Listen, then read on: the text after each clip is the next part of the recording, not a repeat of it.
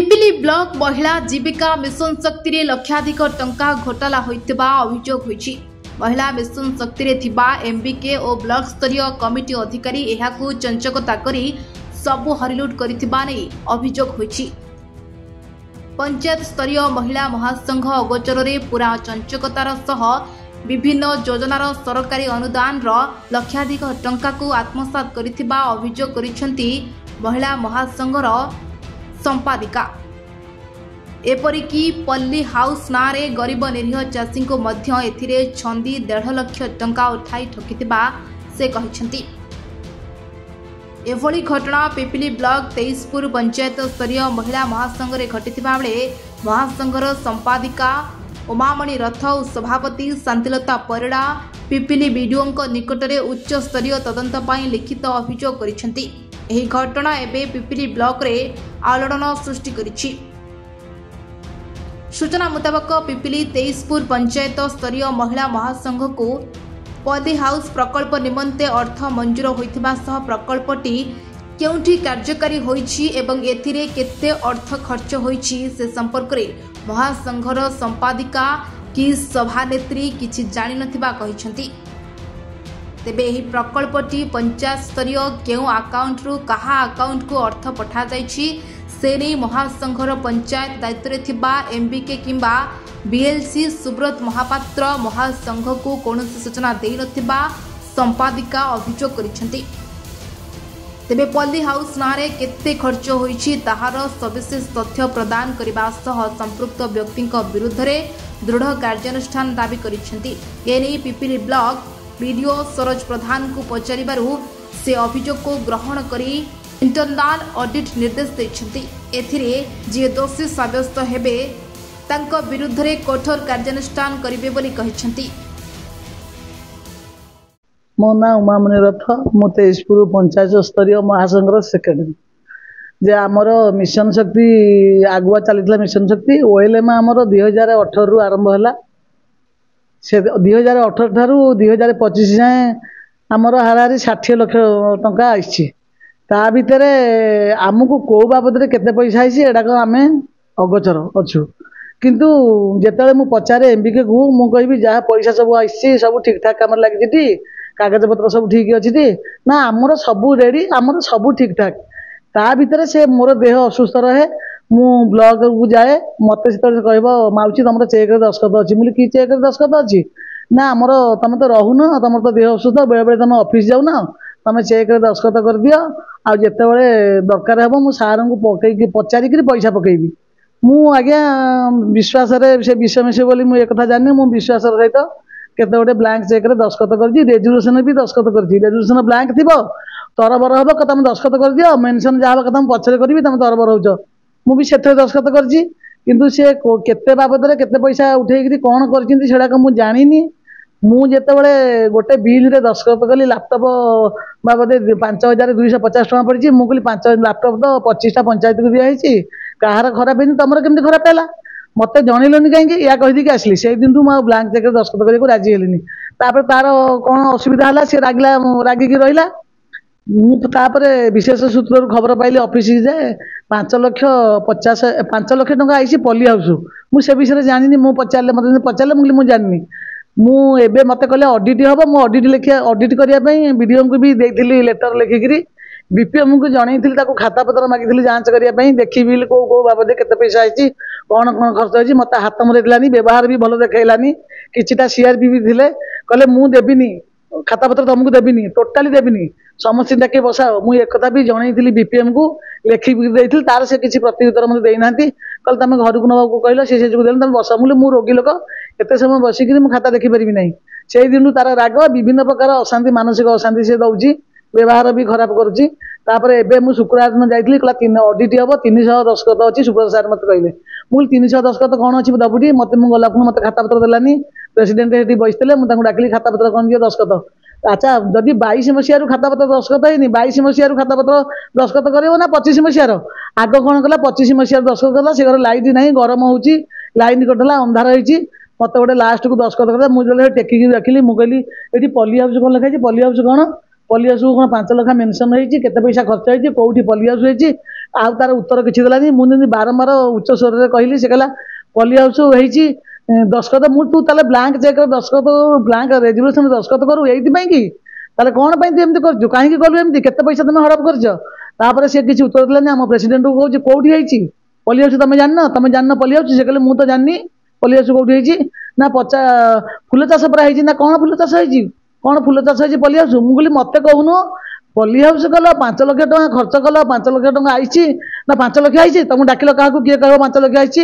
ମୁଁ ତୁ ତାହେଲେ ମତେ ଦେଲୁନୁ କ୍ୟାସ୍ ବୁକ୍ ଦେଲୁନୁ, ତାପରେ ପାସବୁକ୍ ଦେଲୁନୁ, କିଛି ମୁଁ ଦେଖିଥାନ୍ତି 5 ଲକ୍ଷ ଆଇଛି କି ନାହିଁ। ତାହେଲେ କ'ଣ ପାଇଁ ଏମିତି ହଡପ କରୁଛୁ? ପାଟିତୁଣ୍ଡ ଜୋରସୋର ଲାଗିଲା।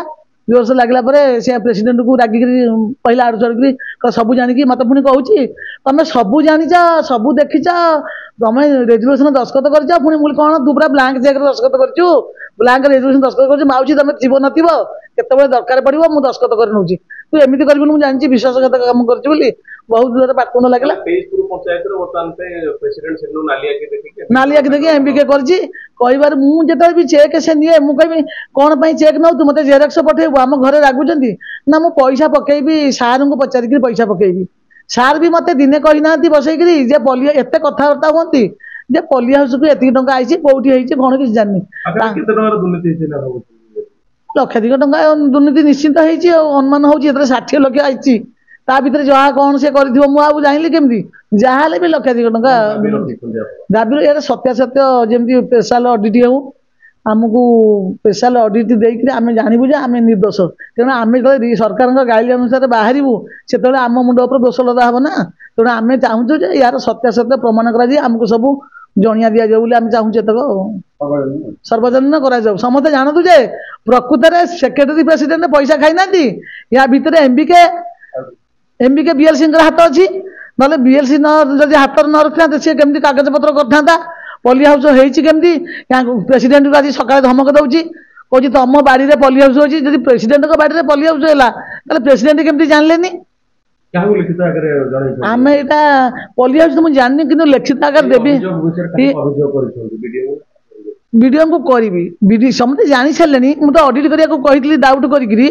ତାପରେ ମୁଁ BPMକୁ ଆଉ BDMକୁ ଅଭିଯୋଗ କରିବି ଯେ ତାଙ୍କୁ ଦଣ୍ଡ ଦିଆଯାଉ। ଆଜ୍ଞା ପରିଚୟ କହିବେ କି? ନା କ'ଣ ଆପଣଙ୍କର? ମୋ ନାଁ ଜଟକିଶୋର ପରିଡ଼ା। ଦେଖନ୍ତୁ ଏ ଯେଉଁ ଫାର୍ମଟା କରୁଛନ୍ତି, ଇଏ ଫାର୍ମ ଯେଉଁ ଅର୍ଥ ଖର୍ଚ୍ଚ ହେଇଛି, କେମିତି ଖର୍ଚ୍ଚ ହେଇଛି, କୋଉଠୁ ସବୁ ସୁବିଧା ପାଇଥିଲା? ନାଇଁ ମୁଁ କୁଆଡ଼େ କିଛି ପାଇନି। ମୁଁ 4 ଖଣ୍ଡ ବଗିଚା ଏମିତି ଲୋକଙ୍କର ଲିଜ୍ ଆଣିକି କାମ କରୁଛି। ସବୁ କଦଳୀ ଚାଷ କରୁଛି। ତା ଦେହରେ ଖାଇବା ପାଇଁ ପୋଟଳ ଧାଡ଼ିଏ, ବାଇଗଣ ଧାଡ଼ିଏ, ଜହ୍ନି ଧାଡ଼ିଏ ଏମିତି କରିଦେଉଛି, ଖାଉଛି ପିଉଛି, ଏମିତି ହେଇକି ଚାଲୁଛି ଆଉ। ବର୍ତ୍ତମାନ ଏଇ ଯେଉଁ ଘରଟା ବିଷୟ ହେଉଛି, ଆଉ ଏଇଟା କେତେ ପଇସା ଖର୍ଚ୍ଚ କରିଥିଲେ? ନିଜସ୍ୱ ପଇସା ନା ସରକାରୀ ପଇସା? ନା ମୋ ନିଜସ୍ୱ ପଇସା ଏଇ 60-70 ହଜାର ଖଣ୍ଡେ ଖର୍ଚ୍ଚ ହେଇଛି। ଆଜ୍ଞା ଶୁଣିବାକୁ ମିଳୁଛି ଯେଉଁ ସରକାର ଯେଉଁ ପଲ୍ଲୀ ହାଉସ୍ ମହିଳା ସମିତିକି ଦେଇଥିଲେ ଆପଣଙ୍କ ପଞ୍ଚାୟତରେ, ସେଇ ପଇସାରେ ଅର୍ଥ ଖର୍ଚ୍ଚ କରାଯାଇଛି? ନା ସେମିତି କିଛି ହେଇନି। ଆଜ୍ଞା କିନ୍ତୁ ମହିଳା ସମିତିରେ ମୋ ସ୍ତ୍ରୀ ଅଛି ଯେ ସିଏ ଟିକେ ମୂର୍ଖ ଲୋକ, ପାଠଶାଠ ପଢ଼ିନି। ଆଉ ତାକୁ ଡାକିକି ଆଣିକିରି ଦିନକର କ'ଣ ଫଟୋ ଉଠେଇକିରି ନେଇଛନ୍ତି। ଯେଉଁମାନଙ୍କୁ ଫଟୋ ଡାକିକି ଉଠେଇ ନେଇଛନ୍ତି ସେମାନେ ସବୁ ଏଇ ଗାଁର। ଏଇ ଯେଉଁ ମହିଳା ସମିତି ହେଇଛି, ଇଏ ପଞ୍ଚାୟତ ସାରାର ଲୋକ, ସେମାନେ ଜାଣିବା କଥା। ସେମାନେ କେହି ନାହାନ୍ତି।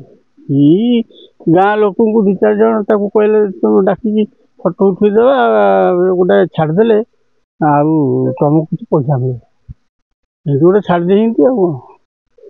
ସେଇ ଆକୁ ଦେଖେଇକି ବର୍ତ୍ତମାନ ଟଙ୍କା ହଡ଼ପ ହେଇଯିବାର ଗୋଟେ ମଧ୍ୟ ଅଭିଯୋଗ ଆସିଛି। ନା ସେ ଅଭିଯୋଗ ମୁଁ ତ ସେଇଟା ଜାଣିନି, କ'ଣ ହଡ଼ପ ହେଲା କ'ଣ ସେ କଥା ମୁଁ ଜାଣିନି। କିନ୍ତୁ ଯଦି କ'ଣ ହେଇଥିବ ମୋ ସ୍ତ୍ରୀ ପଡ଼ିବ ହଇରାଣ। ଦେଖନ୍ତୁ ଏଇ ଯେଉଁ ଘରଟା ହେଇଛି, ଏ ପାଇଁ ଅର୍ଥ ଆପଣ ନିଜସ୍ୱ? ହଁ ମୋର ନିଜସ୍ୱ। ଏ ଯେଉଁ ପଲ୍ଲୀ ହାଉସ୍ରୁ ଯେଉଁ ସରକାରଙ୍କ ଯେଉଁ ସୁବିଧା ଆସେ, ସେ ପଇସା କିଛି? ପଲ୍ଲୀ କ'ଣ ମୁଁ ଜାଣିନି। ମୁଁ ଚାରା ତିଆରି କରିକିରି ବର୍ଷା ଦିନେ 4 ଖଣ୍ଡ ବାରି କୋଉଠି କ'ଣ ଟିକେ କୋବି ଲଗେଇବି କି ଟମାଟୋ ଲଗେଇବି, ଏଇଥିପାଇଁ କି ମୁଁ ୟାକୁ କରିଥିଲି। ଆଉ ଗୋଟିଏ କଥା ଶୁଣୁଥିଲି ଯେ ଆମର ବାଇଗଣ ଏପଟେ ଟିକେ ଆମେ କରୁ, ବହୁତ ସବୁ ପୋକା ହେଇଯାଏ। ଯଦି ସେଇ ଘର ଭିତରେ ବାଇଗଣ କଲେ ଭଲ ରହିବ, ତାହେଲେ ଗୋଟେ ବଡ଼ ଧରଣର କରିବି ବୋଲି ଏଇ ଆଶାରେ ସେଥିରେ ବାଇଗଣ 10 ଗଛ ରହିଛି। ଆଉ ତାକୁ ପରୀକ୍ଷା କରୁଛି, ଟମାଟୋ ଲଗେଇଛି, ଏମିତି ସବୁ କରିଛି, ତଳି ପକେଇଥିଲି। ସରକାରୀ ପଇସା? ନା ମୋତେ କେହି ଦେଇନାହାନ୍ତି। କେଉଁ ସରକାରୀ ପଇସା କିଏ ଦେଇନାହାନ୍ତି। ଆମ ସ୍ୱାମୀ କରନ୍ତି। ଆମେ ଏମିତି ଫସଲି କଦଳୀ ଚାଷ ଆମର ମୁଖ୍ୟ। ଆଉ ଏମିତି ପୋଟଳ ବୋଲି ଲଙ୍କା ଟିକେ ବାଇଗଣ ଟିକେ ଏମିତି ଆଡ଼ୁ ସାଡ଼ୁ ଲଗେଇକିରି ଆମ ଘର ଖର୍ଚ୍ଚ ଆମେ କରୁଛୁ। ପଲି ହାଉସ୍ କ'ଣ ଆମେ ଏପର୍ଯ୍ୟନ୍ତ ଜାଣିନଥିଲୁ। ଏବେ ସେ ଟଙ୍କା ରେଜୁଲେସନ ପଢିଲା ସବୁ ଲେଖା ହେଇଛି ପଲି ହାଉସ୍। ଗାଁର ନାଁ ବି ସେଥିରେ ଲେଖା ହେଇନି, ଖାଲି ପଲି ହାଉସ୍। କି ପଲି ହାଉସ୍ କୋଉଠି ନା ତମେ ଜାଣିଛ? ନା ଆମେ ତ ମୁଁ କହିଲି ଆମେ ତ ଜାଣିନୁ। ନା ତମେ ଠିକ୍ ଜାଣିଛ? ଆମେ ତ ଜାଣିନୁ। ମତେ ପଲି ହାଉସ୍ କ'ଣ ଟୋଟାଲ ଆମେ ଜାଣିନୁ, ଆଉ ଠିକ୍ ଜାଣିବୁ କ'ଣ? ଏଠି ଆପଣଙ୍କୁ ଡାକି କିଏ ଫଟୋ ଉଠେଇଦେଲେ? ଏମ୍ବିକା କ'ଣ କହିଥିଲେ? କହିଲେ ବା ଫଟୋଟା ଉଠେଇକିରି ମୋ ମୋବାଇଲ କି ଛାଡ଼ିବ। ମୋବାଇଲ କି ଫଟୋ ଉଠେଇ ଛାଡ଼ି ଦେଇଛୁ ସେତିକି, ଆଉ କିଛି ଜାଣିନୁ ଆମେ। ସେ କ'ଣ କରିଥିବେ ଯେ ଏଇ ଯୋଉ ଟଙ୍କା ଖର୍ଚ୍ଚ କରାଯାଇଛି, ଏଇ ଯୋଉ ବଗିଚା କରାଯାଇଛି, ଅର୍ଥକୁ କିଏ ଖର୍ଚ୍ଚ କରିଛନ୍ତି? ଆମ ବାବୁ ଖର୍ଚ୍ଚ କରିଛନ୍ତି। ଆମ ଘର ଖର୍ଚ୍ଚ ସବୁ ଆମ ହାତରୁ ଆମେ ଖର୍ଚ୍ଚ କରିକି ସବୁ କରୁଛୁ। ବର୍ତ୍ତମାନ 1.5 ଲକ୍ଷ ଟଙ୍କା ଉଠିଲା, ସେ ଟଙ୍କା କିଏ ଚାଲି ନେଇଛନ୍ତି? ସେ କଥା କହିପାରିବୁନି। କୋଉ ଆକାଉଣ୍ଟକୁ ଆଇଛି, କିଏ ନେଇଛନ୍ତି, ସେ ବିଷୟରେ ଆମେ ଜାଣିନୁ। ଆପଣଙ୍କୁ କିଏ କହିଥିଲା ଫଟୋ ଉଠେଇବାକୁ ଏବଂ କାହାକୁ? ଏମ୍ବିକା କହିଥିଲେ ପ୍ରତିମା ରାଉତ। କେତେ ଜଣ ସବୁ ଆସି ଫଟୋ ଉଠେଇଥିଲେ? ଆମେ 7-8 ଜଣ ଆସିଥିଲୁ। ସେଇ ଫଟୋକୁ ଦେଖେଇକିରି ବ୍ଲକରେ ଏତେ କାମ,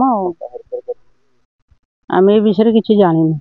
ବର୍ତ୍ତମାନ ଏଭଳି ଅଭିଯୋଗ ଆସିବା ପରେ ଆପଣ କ'ଣ ଦାବି ରଖିବେ? ଯେହେତୁ ଆପଣଙ୍କ ସ୍ୱାମୀ ଏଠି ଟଙ୍କା ଖର୍ଚ୍ଚ କରି କ'ଣ ଦାବି କରିବୁ? ଆମର କ'ଣ ବଳ ଅଛି ଯେ ଦାବି କରିବୁ? କୋଉ ବଳ ଅଛି ଆମର ଯେ? ଆଜ୍ଞା, ମୋର ନାଁ ପ୍ରତିମା ରାଉତ। ମୁଁ ତେଇଶପୁର ପଞ୍ଚାୟତ ସ୍ତରୀୟ ସଂଘରେ ଏମ୍ବିକେ ଭାବରେ କାମ କରୁଛି 2018 ମସିହାରୁ। ପ୍ରେସର କରି ସାର୍ ଟ୍ରାକ୍ଟର ଯଦି କିଣା ହେଲା, ଏଠି ପ୍ରେସିଡେଣ୍ଟ ସେକ୍ରେଟାରୀ ନିଜେ ହିଁ ଯାଇଛନ୍ତି ଦେଖିବା ପାଇଁ କୋଉ ଟ୍ରାକ୍ଟର କିଣିଲେ ତାଙ୍କୁ ଜିପିଏଲ୍ଏଫ୍ ସେ କାମ କରିବା ସୁଇଟେବୁଲ ହେଇପାରିବ। ତ ନିଜେ ହିଁ ସେ ଜାଗାରେ ଉପସ୍ଥିତ ଅଛନ୍ତି। ନିଜେ ବି କହିଛନ୍ତି ଯେ ଆମ ପଞ୍ଚାୟତକୁ ଗୋଟେ ଟ୍ରାକ୍ଟର ଆସିଲେ ଏସ୍ଏଚ୍ଜି ସଭ୍ୟା ମାନେ କମ୍ ଇଏରେ ନେଇକି ନିଜ କାର୍ଯ୍ୟରେ ଲଗେଇ ପାରିବେ।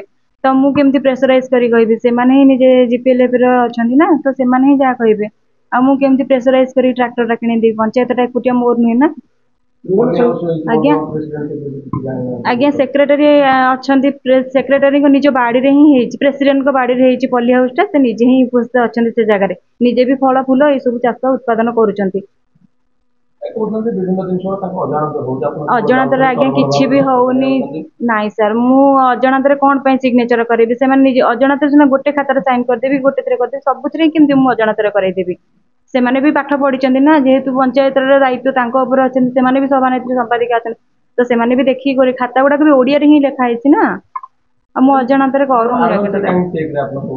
ସାର୍, ମୁଁ ଟୋଟାଲି ଆଡଭାନ୍ସରେ ଆଗୁଆ କେବେ ବି କରାଇନି। ସେ ନିଜେ ଦେଖିବେ ଏଇ ଜିନିଷ ଲେଖା ହେଇଛି, ତାପରେ ହିଁ ମୁଁ ସାଇନ୍ କରେ। ଆମାଉଣ୍ଟ ପଢିକି ହିଁ କରେ। ହଁ, ବାଇଚାନ୍ସ କେତେବେଳେ କ'ଣ ନଥିବ, ନାଇଁ ତୁ କରିଦେଇକି ଯା କ'ଣ, କିନ୍ତୁ ମୁଁ ଆଡଭାନ୍ସରେ କେବେ ଆଗକୁ କରିନି କି କରିବି ନାହିଁ। ସାର୍ ନାଇଁ, ମୁଁ ଟୋଟାଲ ସେଭଳି ଜିନିଷ କରି ହିଁ ନାହିଁ।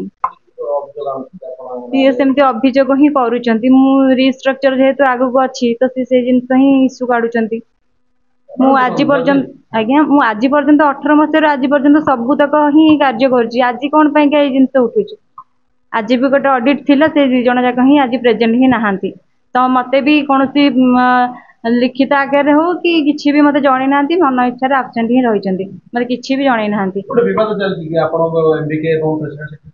ସାର୍, କୌଣସି କିଛି ବି ବିବାଦ ନଥିଲା, କିଛି ବି ବିବାଦ ନାହିଁ। ତାଙ୍କର ମୋର, ସିଏ ଭଲ, ମୁଁ ବି ଭଲ। ଆମର କାମ ବି ଆଜିକୁ 6-7 ବର୍ଷ ହେଲାଣି ଠିକ ଠାକ ରେ ଚାଲୁଛି।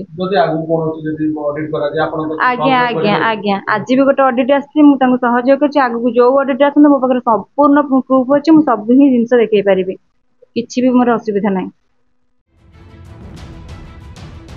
ପୁରୀ ଜିଲ୍ଲା ପିପିଲିରୁ ମନୋରଞ୍ଜନ ମହାପାତ୍ରଙ୍କ ରିପୋର୍ଟ, ମେଟ୍ରୋ ଟିଭି ଓଡ଼ିଶା।